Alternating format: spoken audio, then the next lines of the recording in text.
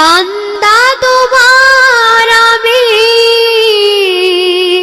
দূর করে দাও পাপ গ্লানি বান্দা তোমার।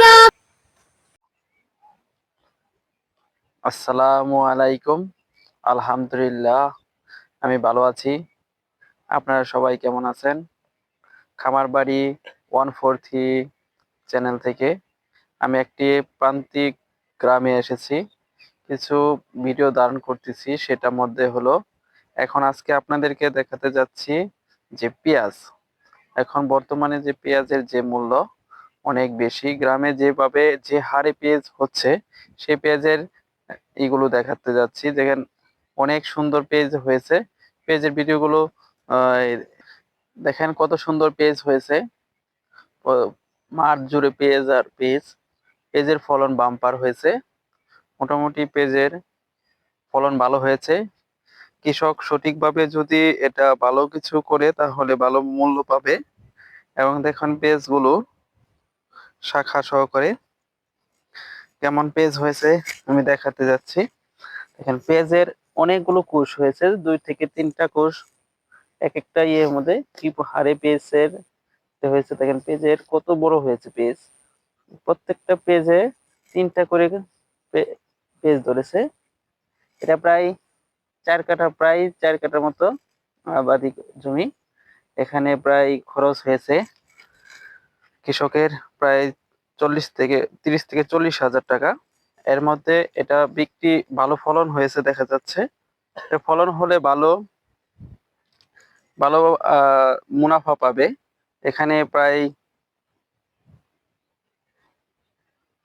প্রায় 40 মণ ওই পেঁয়াজ হবে।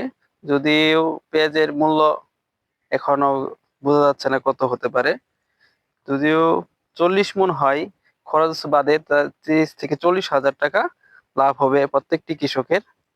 এটা আমি আপনাদেরকে সুন্দর করে পেঁয়াজের যে দাম কিভাবে বেড়ে যায়, প্রত্যেকটা কৃষকে তার ন্যায্য মূল্য পাচ্ছে না।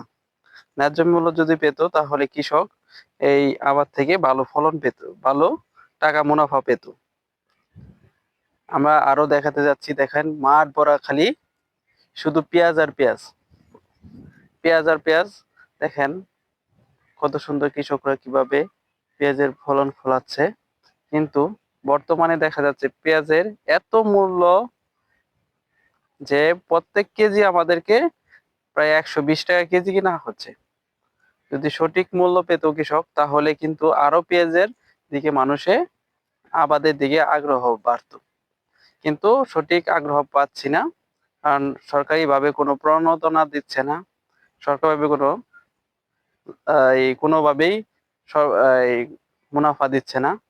তাই মানুষ ঠিকভাবে ফলন ফলাচ্ছে না। আমি এই পর্যন্ত যতগুলো ভিডিও দিয়েছি সেই ভিডিওগুলোতে প্রায় আমি প্রত্যেকটি কৃষকের ভিডিও তুলে ধরেছি।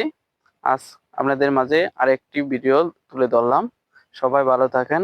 আলহামদুলিল্লাহ। আসসালামু আলাইকুম।